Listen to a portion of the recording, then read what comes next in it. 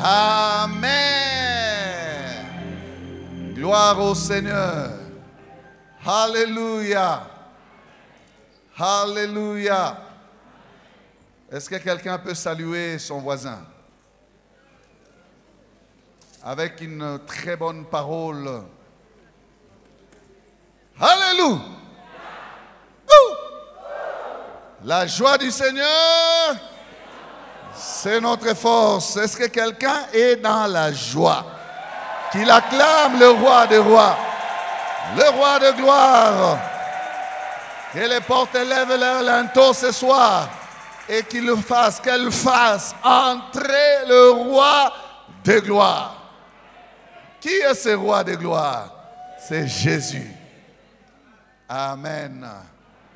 Que Dieu bénisse son peuple. Vous qui nous suivez au loin, que le Seigneur vous bénisse. Nous sommes dans le 2e jour de notre séminaire sur ces grands thèmes de la croix. Il est dit en triomphant d'elle par la croix. Amen. En triomphant d'elle par la croix. Nous avons l'introduction, nous avons le développement. Dans le développement, nous avons dit que nous aurons point A, la croix, point focal de la mission de Christ.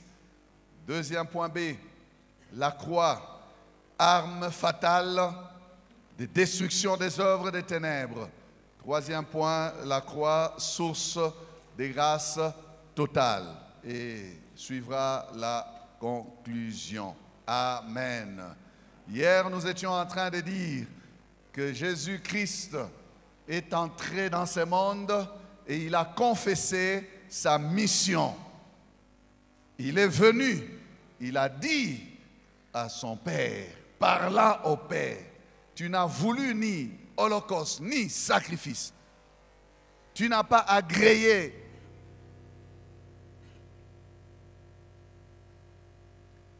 Tu n'as pas agréé les offrandes. Tu n'as pas agréé ces choses-là.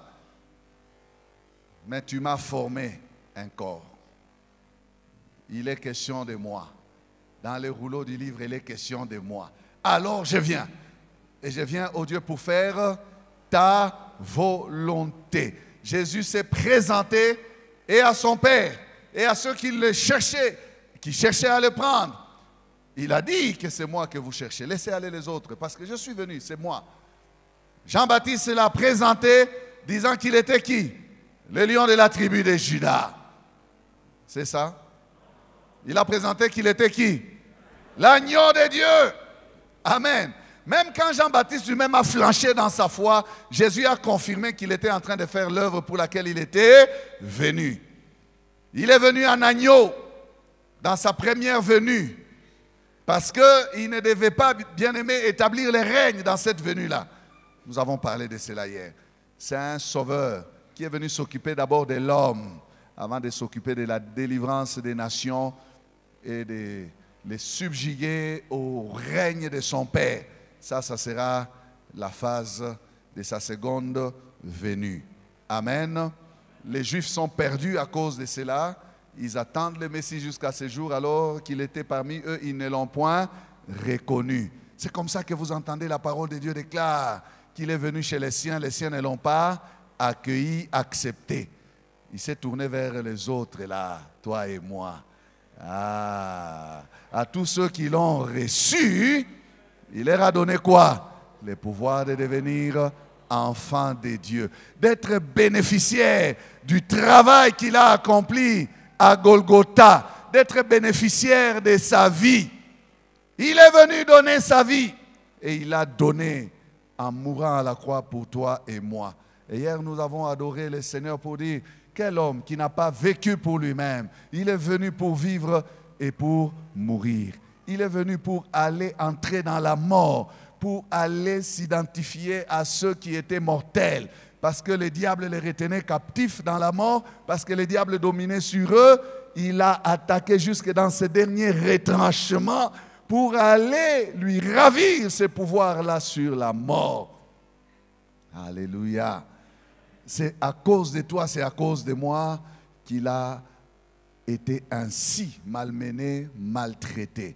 il y a sujet, bien-aimé, de les glorifier. Il n'y a pas sujet de honte. Ne soyez pas ennemis de la croix. Soyez amoureux de la croix. Ne soyez pas adversaires de la croix. Soyez partisans de la croix, du côté de la croix. N'ayez pas honte de la croix. La croix, c'est notre force. La croix, c'est notre victoire. La croix est pour nous. Ton amen est faible. Amen. Est-ce que mon petit résumé va? Ça va? Quelqu'un a compris? On peut avancer.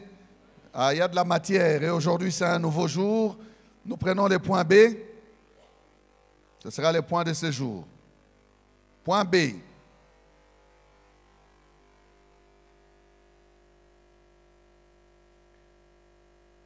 La croix, arme fatale de destruction des œuvres des ténèbres. Amen. Colossiens 2, 14 à 15. Il a effacé l'acte dont les ordonnances nous condamnaient et qui subsistait contre nous. Et il a détruit en le clouant à la croix. Il a dépouillé les dominations et les autorités et les a livrées publiquement en spectacle, en triomphant d'elles par la croix. Amen. En triomphant d'elle par la croix. Dis-le à ton voisin, en triomphant d'elle par la croix. Amen. Grâce soit rendue à Dieu qui nous fait toujours triompher en Christ. Alléluia. Que le Seigneur soit béni. Nous prenons 1 Jean 3, 8. 1 Jean 3, 8. Celui qui pêche est du diable, car le diable pêche de les commencements. Le Fils de Dieu a apparu afin de détruire les œuvres du diable. Ça, c'est ce qui nous intéresse. Le Fils de Dieu a apparu afin de détruire les œuvres du diable. Amen. Comment a-t-il détruit les œuvres du diable? Est-ce que c'est quand il est entré subitement, il a commencé à s'attaquer aux œuvres du diable? Non, c'est quand il a commencé son ministère. Quand vous lisez l'histoire de Jésus, Jésus n'a pas attendu d'aller à la croix pour libérer ceux qui étaient sous l'emprise du diable. Ok? Il n'a pas attendu. Ça explique ce verset-là. Le Fils de Dieu a apparu pour détruire les œuvres du diable. Les Actes des Apôtres témoignent et nous disent, vous savez comment Dieu a oint de Saint-Esprit et des forces. Jésus-Christ de Nazareth, qui allait de lieu en lieu, faisant du bien et guérissant tous ceux qui étaient sous l'empire du diable. Quelqu'un est avec moi? Il faisait quoi? Il s'attaquait aux œuvres du diable. Jésus-Christ n'a jamais collaboré avec le diable. Jésus-Christ n'a jamais supporté le diable. Jésus-Christ a toujours combattu les œuvres du diable. Depuis le ciel jusque sur la terre. Et même éternellement, ils ne feront jamais de coalition. Pas d'accord. Ils ne s'assieront pas à la table avec des facilitateurs pour signer des accords de cesser les feux. Non, non, non, non, non, non, non. Pas d'accord avec l'ennemi. Pas d'accord avec les diables. Pas de négociation avec les diables. Bien-aimé, dans ta vie aussi, il faut qu'il en soit ainsi. Pas d'accord avec les diables. Quel rapport y a-t-il entre la lumière et les ténèbres? Quelle communion y a-t-il entre Christ et Bélial? Il n'y a pas d'accord, il n'y a pas de rapport, il n'y a pas de communion. Est-ce que je parle à quelqu'un? Quelqu'un va... Mais comment est-ce qu'il a procédé? Ah, c'est de ça que nous parlons. Amen. Vous savez, Jésus est égal à Jésus. Il est égal à Jésus. Quand il était en train d'aller des lieux en lieu. Il s'attaquait individuellement aux problèmes que les diables posaient. Mais il fallait qu'il s'attaque globalement. Et d'une manière aussi définitive. Alléluia. Ça, il n'a pas fait quand il était dans son travail en train d'aller de lieu en lieu. Il n'a pas attaqué les diables sur tous les terrains, sur tous les fronts. Ce soir, tu vas comprendre que c'est à la croix qu'il a fait cela. En triomphant d'elle par la croix. Est-ce que ça commence à venir? En triomphant d'elle par quoi? Hein? Par la croix. Amen. Jésus n'a pas été pressé. Quand il croisait les œuvres du diable sur son chemin, il les écrasait. Il les réglait. Il enlevait les gens de la domination du diable. Mais il n'a pas été pressé. Et je comprenais quelque chose, frères et sœurs. Ce n'est pas Jésus qui a été pressé d'aller attaquer les diables. Il a dit, je suis venu, je suis là. Yaka. Ça commence. On va se battre, viens. Non, ce n'est pas lui. Lui, il est venu, il attendait le temps. Il a marché dans sa mission, attendant les... Alléluia. Attendant les temps. Il marchait dans sa mission.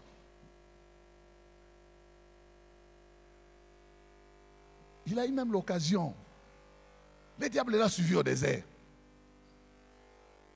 Il a laissé. Il a laissé faire. Il les prend, il les transporte. C'est la parole qui parle. Hein. Ah, il y a des gens qui veulent comprendre. Mais comment il l'a transporté au sommet du temple? Comment il l'a transporté à la montagne? Frère, ce sont des choses spirituelles. Si vous avez quelqu'un qui vous explique comment. J'ai déjà entendu des prédicateurs courageux. Il dit, le diable l'a transporté. Il fait comme ça. Il prend quelqu'un, il dit, il l'a transporté. Oui, à Tchavile.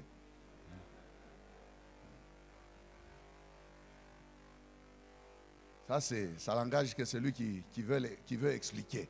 Hein? Mais ce que j'ai dit, c'est quoi? Que Jésus avait l'occasion, là, au désert. Il avait l'occasion, n'est-ce pas? Il dit, Mutuna Lukaka, yeyo.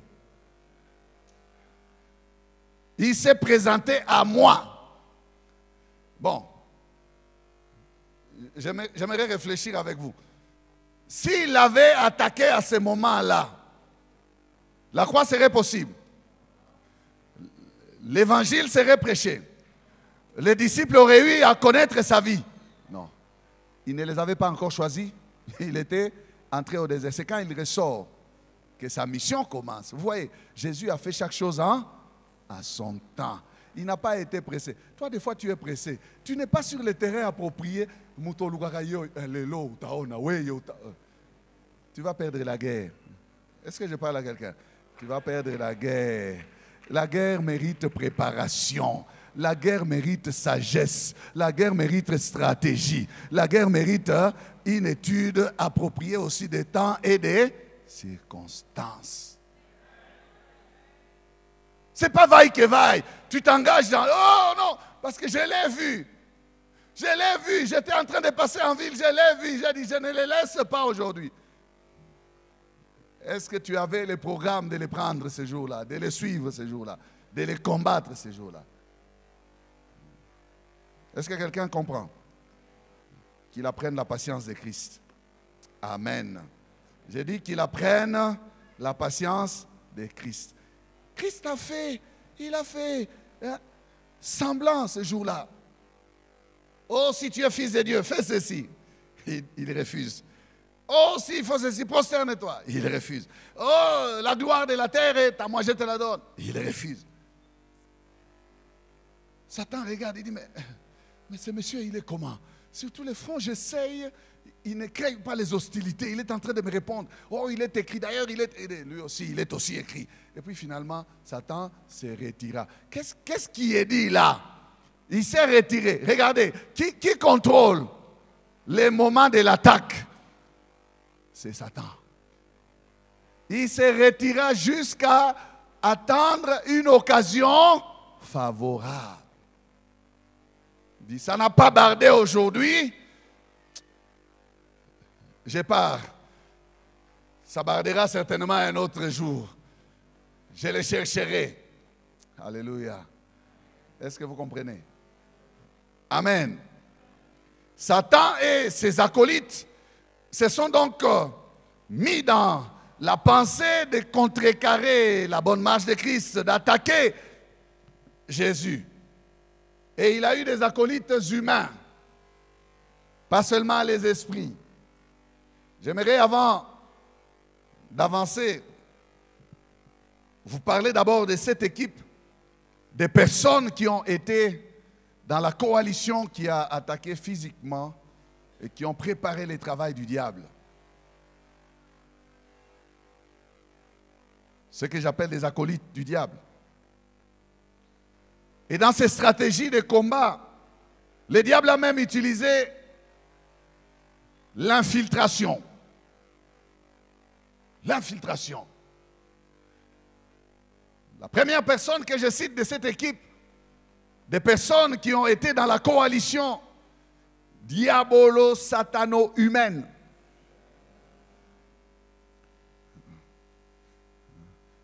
Il faut d'ailleurs bien dire diabolo-satano-démono-humaine.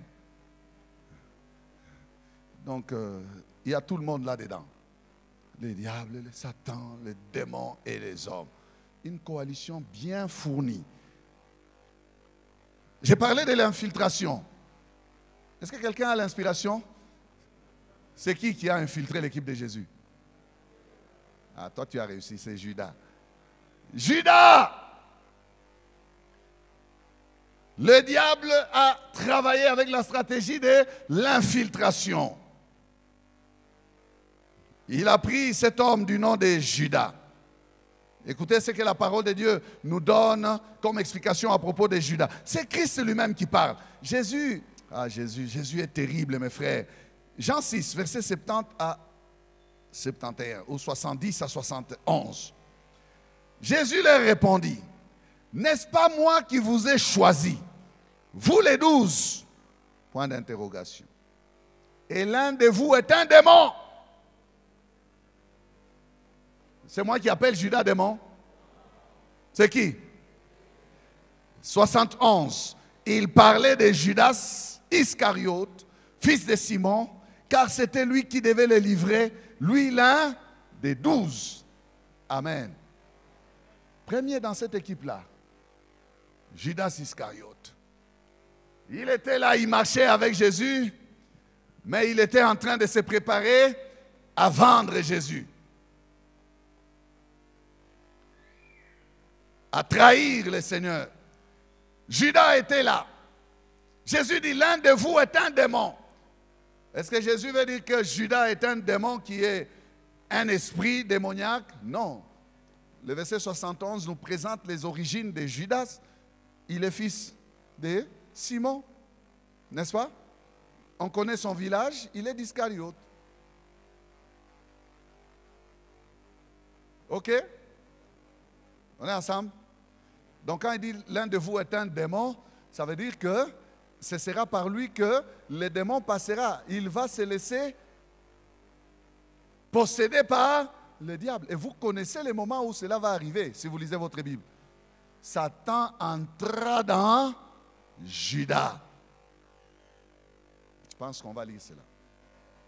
Bon, si cela a été retenu. Luc 22. 2 à 5. C'est lui qui rend ça avec un esprit de résumé. Les principaux sacrificateurs et les scribes cherchaient les moyens de faire mourir Jésus, car ils craignaient le peuple. Ils cherchaient les moyens. Écoutez le verset 3. Or, donc il y a liaison. Hein? Or, Satan entra dans Judas, surnommé Iscariote, qui était du nombre de 12. Et Judas alla s'entendre avec les principaux sacrificateurs et les chefs de garde sur la manière de le leur livrer. Quelqu'un est avec moi? Verset 5, ils ont jubilé. Ils furent dans la joie et ils convinrent de lui donner de l'argent. Regardez comment Satan est passé. Ces gens-là, les sacrificateurs et les autres, ils avaient la haine contre Jésus. mais il n'avait pas le moyen de mettre la main sur lui. C'est quelqu'un de l'équipe de Jésus, un infiltré, infiltré par les démons, infiltré par le diable. Il va être animé des pensées du diable pour aller de lui-même, un pas sur un autre, pour aller dire au sacrificateur que je connais comment vous les livrer. Ils furent dans la joie pour dire, ah, voilà un bon monsieur. Il vient de nous-mêmes nous les présenter sur un plateau. Alors, ils décidèrent de lui donner de l'argent. Vous comprenez? Première personne de cette équipe, donc, Judas. Il a fait un très vilain travail, Judas. Un très mauvais travail.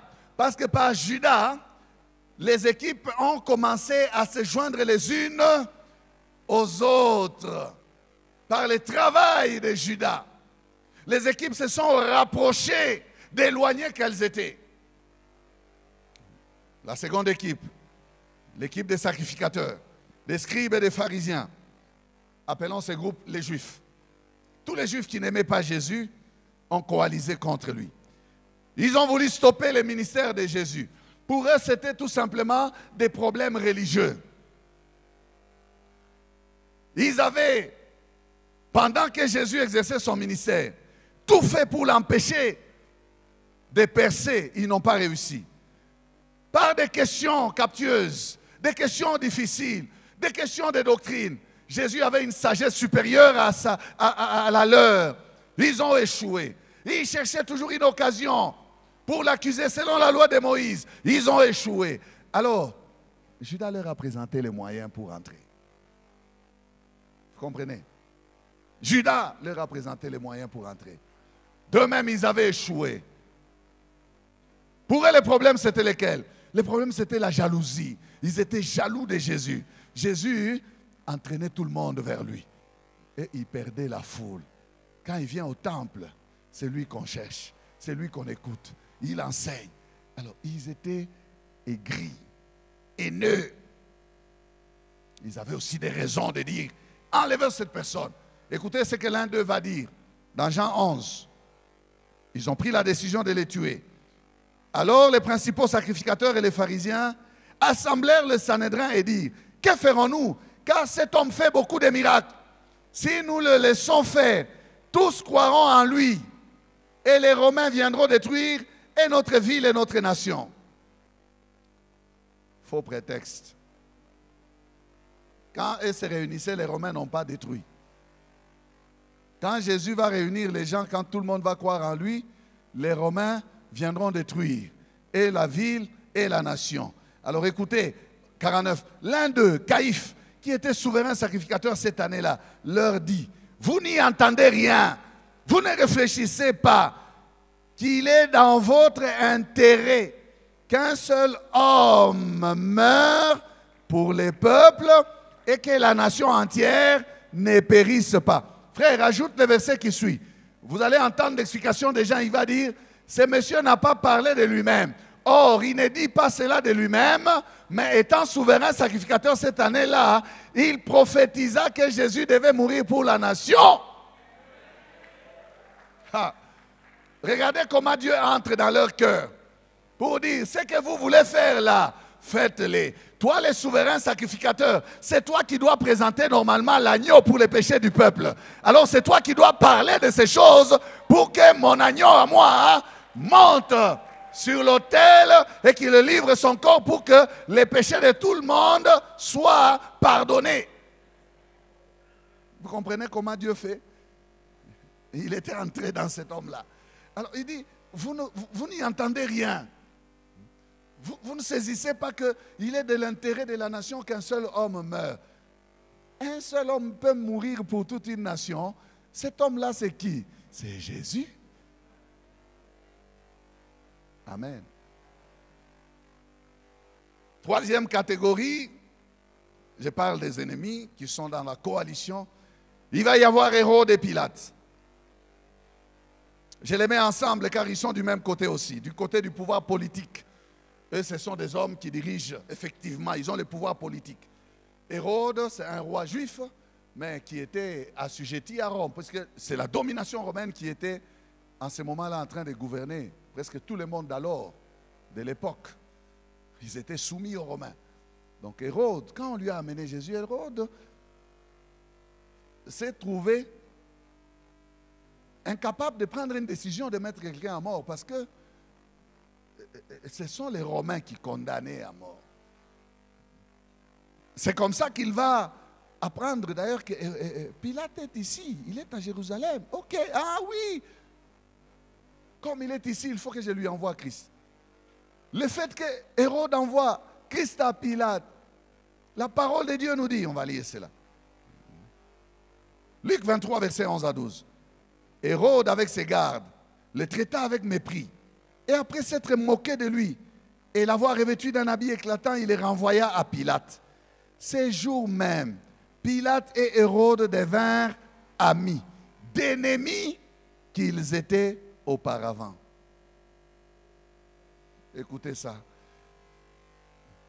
Tout ça pour tuer le Fils de l'homme. Donc Pilate a trouvé l'acte d'Hérode un acte plein de considération.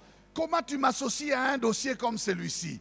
Ah, tu m'honores, donc tu reconnais que je suis ton supérieur. C'est comme si Pilate était complexé parce que Pilate n'était pas roi, mais Hérode était roi. Vous voyez, Pilate était un envoyé de César. Pilate était comment je peux dire, un fonctionnaire de l'État de César. Mais Hérode était un roi, de par sa nature, son sang royal. Vous comprenez? Donc peut-être que dans leur relation, Hérode méprisait Pilate pour dire, nous les rois, vous les fonctionnaires, petits fonctionnaires. Mais ces jours-là, Pilate s'est senti révalorisé. Il s'est dit, mais ce monsieur me considère. Il dit, on devient amis. Amis sur la tête de Jésus. Amis à cause de la condamnation sur mon Seigneur. Quelle mauvaise amitié. Quelle mauvaise amitié. Voilà. Formé de deux, la troisième équipe est là. Quatrième équipe. Comptons aussi la foule donc. La foule qui était là. Quelle mouche avait piqué la foule pour commencer à réclamer Barabbas? Eux qui venaient de chanter le dimanche des rameaux.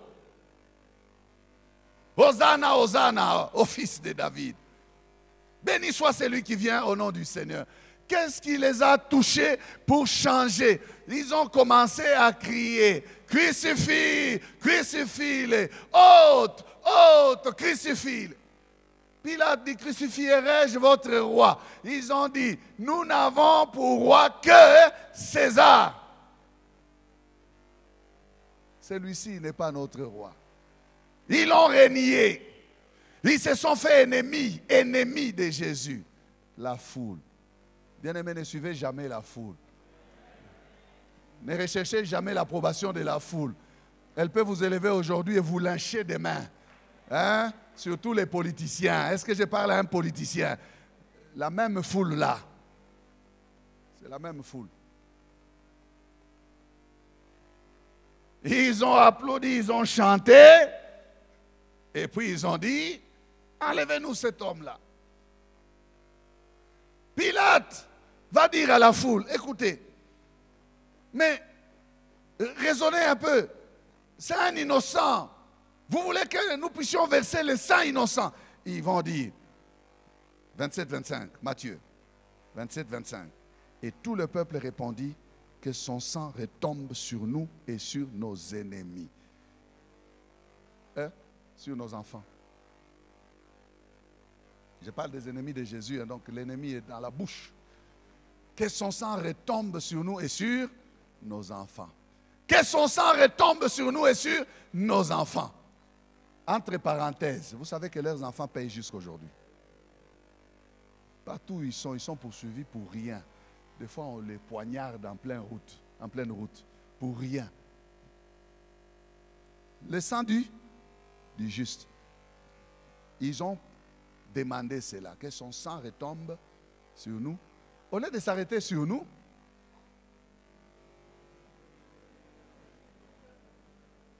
Ils ont mis leurs enfants dans leur affaire. Des innocents. C'est qu'on poignarde en France partout là parce qu'ils sont barbus avec la petite chose là sur la tête. Qu'est-ce qu'ils ont à voir avec ces choses? C'est leurs parents qui les ont vendus. Triste, n'est-ce pas? La foule. Avait-elle besoin de renier le Christ comme ça, la foule? Avait-elle besoin d'abandonner cet homme qui leur a fait du bien? Il allait de lieu en lieu, nous l'avons dit. Mais regardez comment ils l'ont récompensé. Ils l'ont abandonné, ils l'ont rejeté. Ils l'ont rejeté. Heureusement, pour toi et moi, nous l'avons reçu. Nous l'avons accueilli. Nous avons compris que c'est lui le Messie. C'est lui le Dieu véritable. C'est lui qui est venu payer pour nous. Amen. Alors, la cinquième équipe, c'est une équipe invisible. Ça, c'est une équipe que moi j'ai ajoutée. C'est celle-là qui nous concerne. Je l'appelle la cinquième colonne. Si quelqu'un connaît cette expression, la cinquième colonne, je vais vous expliquer. La cinquième colonne, c'est l'équipe des infiltrés qui sont dans l'autre camp là. Ils sont avec vous, mais ils sont hostiles à vous. On appelle ça la cinquième colonne. C'est une expression. Allez lire l'histoire, vous allez trouver les explications. C'est la cinquième colonne. L'équipe invisible, constituée des principautés, des dominations et des autorités. Une équipe forte, invisible, mais présente, elle était là. On ne la voyait pas avec les yeux, mais elle était là. Suivez-moi très bien. À leur tête, à la tête de cette équipe, Satan lui-même en personne. Le chef des ténèbres. Lui-même en personne, il commandait la cinquième colonne. Invisible, personne ne pouvait la voir. Mais le Fils de Dieu, Jésus, il a un œil perçant. Dès lors que l'on est venu pour l'arrêter, il va voir derrière ceux qui sont venus l'arrêter là, il voit la cinquième colonne. Il dit, j'étais avec vous tout le temps ici. Vous n'avez pas réussi à me prendre, hein? Mais aujourd'hui, c'est votre heure et celle des ténèbres. Celle de la puissance des ténèbres. Donc il a perçu la cinquième colonne. Il dit, il y a des gens qui dirigent. Il y a des gens qui commandent. Bien-aimés, faites attention. Dans certaines situations qui vous arrivent, ce n'est pas un travail d'homme, c'est un travail de la cinquième colonne. Un travail de forces mystiques, de forces invisibles. Ils sont en train de travailler pour votre malheur. Ils sont en train de vouloir vous livrer à la destruction. C'est pour cela que la parole de Dieu nous dit dans Ephésiens 6, 12, nous n'avons pas à lutter contre la chair et le sang. Mais nous luttons contre qui? Contre les dominations, contre les esprits méchants dans les lieux célestes. Ils sont invisibles, mais ils sont présents. Ce sont eux qui font que cette sœur-là te haïsse. Ce frère-là ne t'aime pas. Celui-là te cherche les combats. Il pique. Et lui veut agir. Alors, si tu n'as pas l'œil, tu vas combattre la chair et le sang. Ça veut dire que tu vas combattre la personne. Tu oublies la cause première. La source, c'est la puissance des ténèbres. C'est pour cela que vous avez, en triomphant d'elle par... Alléluia! En triomphant d'elle par la croix. Les ennemis visibles, ils ont fait leur travail pour qu'on l'arrête, qu'on les maltraite, qu'on les fasse souffrir. Ils ont fait leur travail. Les ennemis visibles, ils ont fait leur travail. J'aimerais vous lire ce texte dans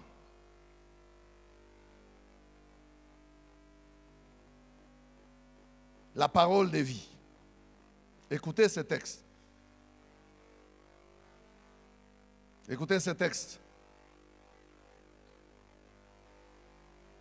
Place la croix là devant, frère. Il a effacé, écoutez, il a effacé le document de nos dettes. Vous entendez? Il a effacé les documents de nos dettes qui nous accusaient. et qui était contre nous à cause des règles établies. Et il l'a détruit en le clouant sur la croix. Dieu a enlevé leur puissance. Suivez très bien. Cette version est riche. Dieu a enlevé leur puissance aux esprits qui avaient autorité et pouvoir. Il a présenté ces esprits devant tout le monde. Il a fait quoi?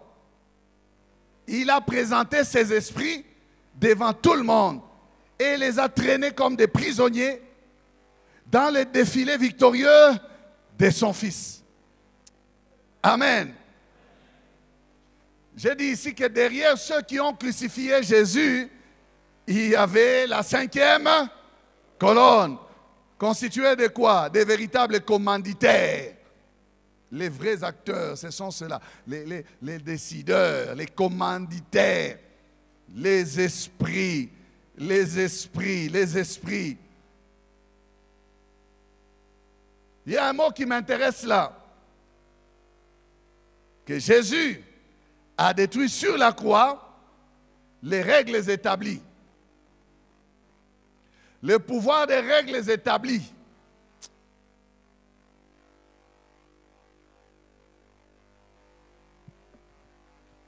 Le pouvoir des règles établies. Des choses qui maintiennent les gens dans la misère, dans la souffrance. Les choses que les gens disent, chez nous, ça se fait toujours comme ça. Les femmes, on les engrosse. Les garçons deviennent fumeurs des chanvres. Jésus a détruit cela. Est-ce que je parle à quelqu'un? Les gens disent non, non, les gens de cette tribu-là, ce sont des violents. Jésus a détruit ces choses-là. Il a vidé ces choses-là avant de s'attaquer aux dominations, aux autorités. Il a d'abord bouleversé les règles établies. Vous n'avez plus raison, bien-aimés, de demeurer sous la puissance des règles établies. Les lois établies ont été bouleversées, anéanties, diminuées par l'œuvre de la croix. Alléluia.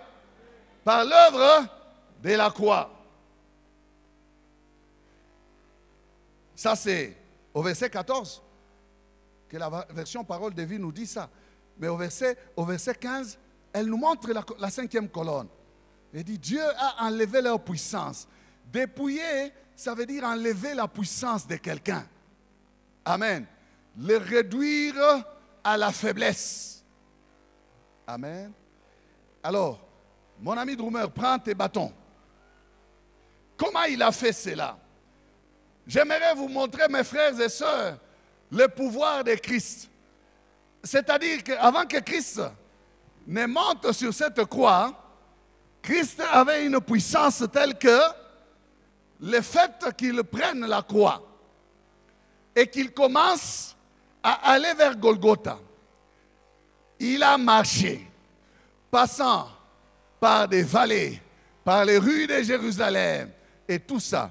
Physiquement, on le voyait avec la croix, mais spirituellement, il était en train de faire une mission. Alléluia. Comme les généraux romains. Mais Christ renverse il renverse la chose. Jésus renverse la chose. Les généraux romains, c'est après la victoire qu'il entraînait ses captifs. Mais le général des armées de Dieu, Jésus-Christ de Nazareth, c'est en portant la croix qu'il est en train d'entraîner dans son cortège, dans les défilés de victoire. Frère Drummer, alors j'aimerais que tu suives attentivement. On aura un temps où on va acclamer à la fin. Hein? Qu'on soit d'abord concentré sur les dominations et les autorités. Ce sont des méchancetés. Les esprits méchants dans les lieux célestes. Ils ne sont pas gentils. Donc ne sois pas distrait. En triomphant d'elle par la croix. Tu comprends ça? En triomphant d'elle par la croix. Toi, tu joues les rythmes des défilés. Quand, kaja, kaja, Joue cela. Très bien. Pendant que Jésus marche, qu'est-ce qui se passe? Bien. C'est une illustration. Ce n'est pas que les frères... Qu'est-ce que Jésus fait? Il commence par dépouiller le chef lui-même, Satan. Il le dépouille. Tu vas me suivre, hein, derrière. Tu me suis. Il l'anéantit.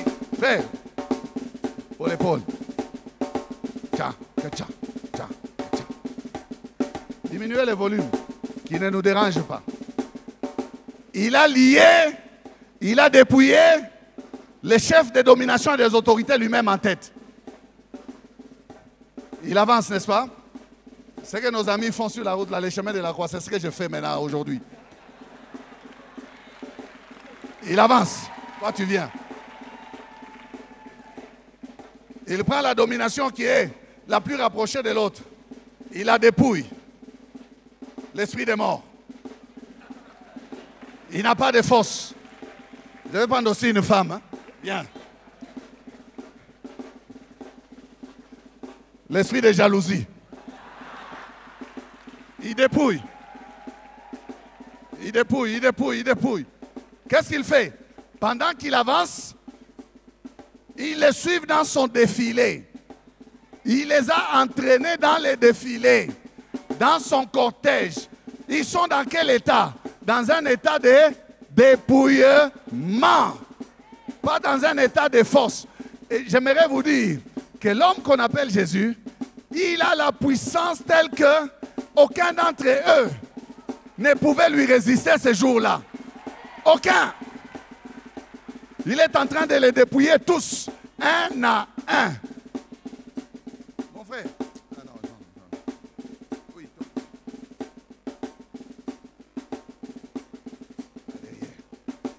L'esprit du célibat. Dépouillé.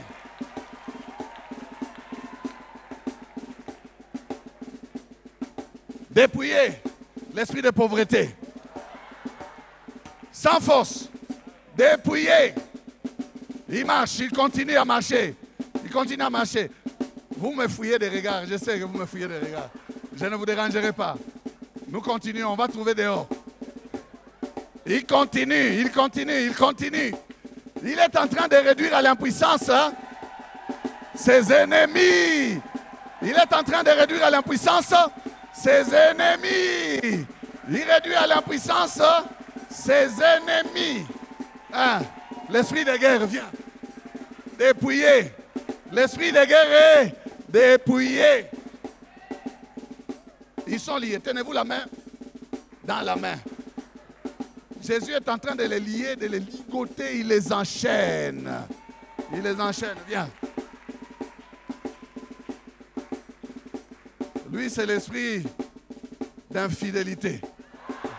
C'est pas lui. C'est pas lui, c'est une illustration. Viens. L'esprit des maladies. Dépouillé. Tiens les autres derrière. Il avance avec eux.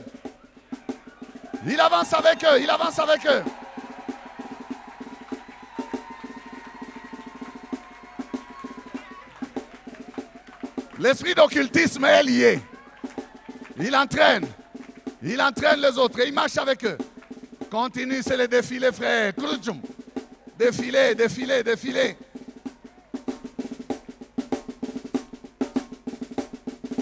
Tous ces esprits sont en train de les suivre.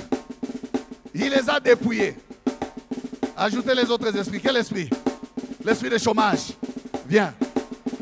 Dépouillé. L'esprit de chômage. Dépouillé.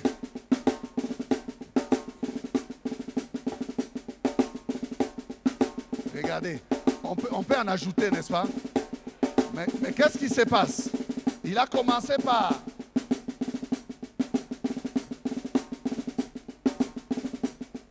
ligoter toutes ces personnes. il les a amenés. Venez. Mettez-vous tout autour là. Ne vous asseyez pas, tenez-vous debout. Passez même devant ici. Venez. Regardez. Qu'est-ce qui s'est passé? Il les a entraînés dans ce cortège-là. Le défilé de son triomphe. Il les a amenés jusqu'à la croix. C'est là qu'il les a vaincus. Ils ont été neutralisés, réduits à l'impuissance, et puis il a triomphé d'elle, les dominations et les autorités, par la croix. Maintenant, tu peux acclamer la croix. Alléluia. Il les a entraînés et il les a vaincus en triomphant d'elle par la croix. En triomphant d'elle par la croix. En triomphant d'elle par la croix. Alléluia. Merci. Je délie tout ce que j'ai déclaré sur vous, que vous êtes des esprits au nom de Jésus. Cela n'a pas d'effet sur vous. Enlevez ça de votre tête au nom de Jésus. Vous êtes libres. Allez-y.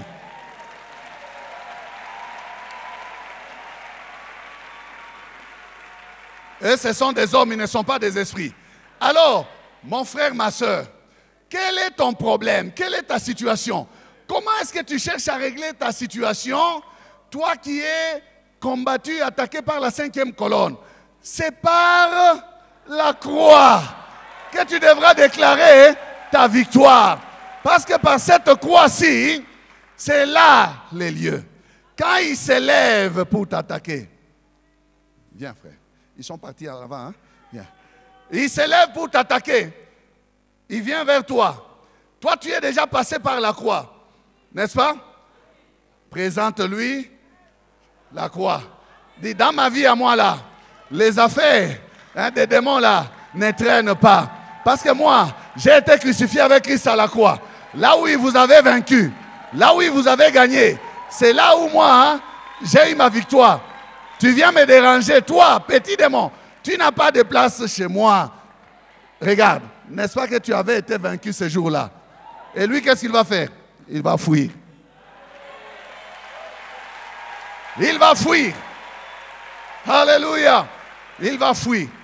Que ce soit la sorcellerie, que ce soit l'envoûtement, que ce soit la malédiction, que ce soit la pauvreté, que ce soit le chômage, que ce soit le célibat, que ce soit la stérilité, que ce soit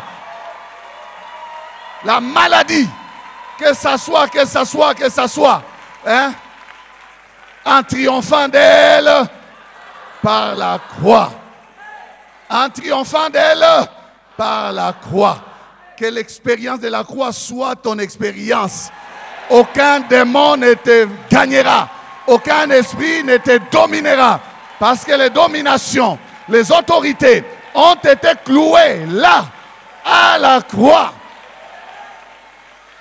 Alléluia. Pourquoi tu es encore esclave? Pourquoi tu es encore dedans? C'est parce que tu n'as pas compris le pouvoir de la croix, la puissance de la croix. Ce soir, c'est ça que je voudrais te montrer. Que cette croix-là, ce n'est pas une croix à porter là. Non. C'est une croix sur laquelle il faut s'identifier avec celui qui était monté là. Lui en toi, toi en lui. Regarde comment c'est intéressant. Nous sommes en Christ et Christ est en nous. Tu dois t'identifier à cette croix. Ça doit être ta croix à toi. Alléluia. D'ailleurs, Jésus dit, si quelqu'un veut me suivre, qu'il se charge de quoi? De sa croix. Si la croix est dans ta vie, frère, tu marcheras dans la victoire. Si la croix est ton expérience, tu marcheras dans la victoire. Tu iras de gloire en gloire, de victoire en victoire, de succès en succès. Alléluia. Tu ne seras pas un chrétien faible et faiblard. Lorsque la Bible te dit, résistez au diable et il fuira loin de vous, c'est à cause de cette croix. Quand tu lui montres ça, il recule. Parce que ça, c'est les chaos. Les chaos. Là où il a été écrasé. La croix. Est-ce que quelqu'un aime cette croix maintenant? Ah, est-ce que tu aimes cette croix? En triomphant d'elle par la croix. On va se lever. Tu vas confesser cela. Je ne connais pas ton problème. Mais nous allons prier avec la croix.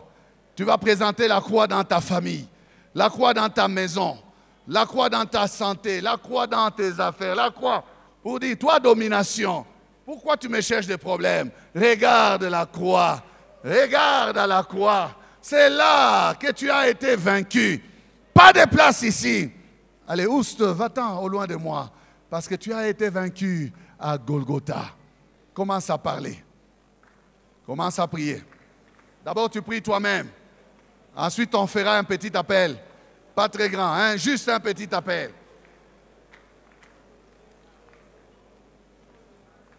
Invoque le pouvoir de la croix.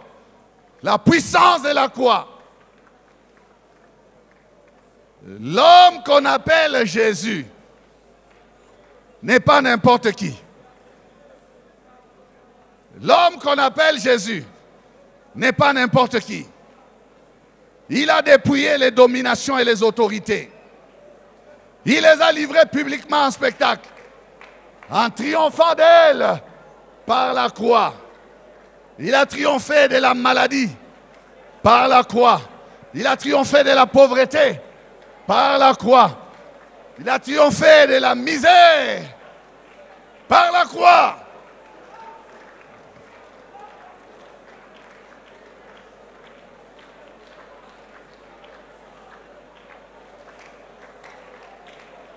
Il a triomphé. Jésus a triomphé.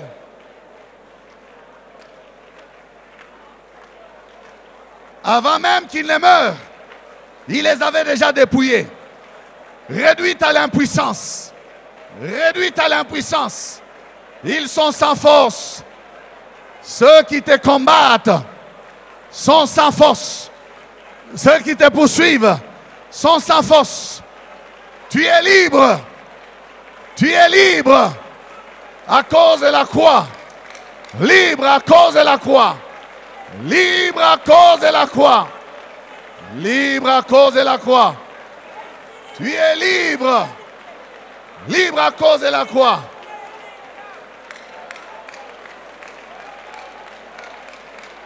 Libre à cause de la croix.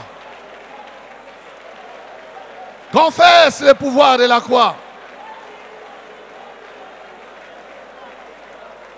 Confesse cela.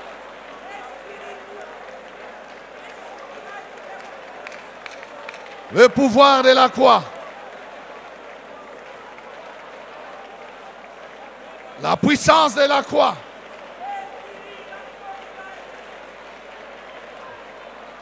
Le pouvoir de la croix. Le pouvoir de la croix.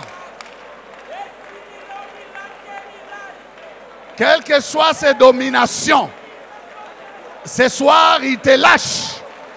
Il te lâche au nom de Jésus. Il te lâche au nom de Jésus. Il te lâche au nom de Jésus. Il te lâche au nom de Jésus. Quelles que soient ses autorités, ils n'ont aucun pouvoir sur toi. Au nom de Jésus. Ils n'ont aucun pouvoir sur toi. Au nom de Jésus. Au nom de Jésus.